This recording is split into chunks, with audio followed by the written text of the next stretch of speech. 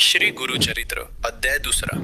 हरिनाम घेणारा एक नामधारक शिष्य श्री गुरूंच्या चरणी मन एकाग्र करून शांतपणे एका मार्गाने निघाला होता. दमल्यामुळे तो एका झाडाखाली विसावला आणि स्वप्नात त्याला दर्शन झाले भस्म, व्याघ्रचर्म आणि पितांबर धारण केलेल्या एका योगीचे. त्या योगींनी त्याच्या कपाळावर भस्म लावले आणि म्हणाले, भिवू नकोस, श्री गुरु तुझ्या सोबत आहेत. नामधारक दचकून जागा झाला. भोवती पाहिले पण कोणीच नव्हते. थोडे पुढे गेल्यावर तोच योगी प्रत्यक्ष त्याच्यासमोर उभा होता.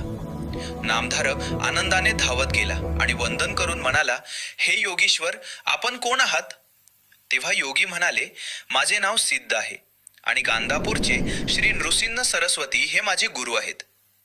नामधारक म्हणाला, मीही नित्य श्री गुरूंचे ध्यान करतो, मग माझ्या नशिबी ही कष्टप्रद अवस्था का? यानंतर सिद्धांनी वेदधर्म आणि संदीपकाची अद्भुत कथा सांगितली.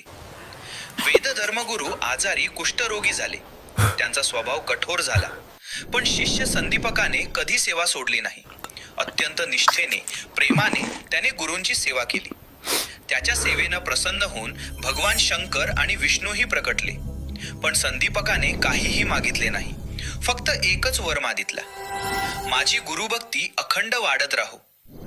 गुरु प्रसन्न झाले आणि आशीर्वाद दिला, तुझ्या स्मरणाने लोकांचे दुःख दूर होईल.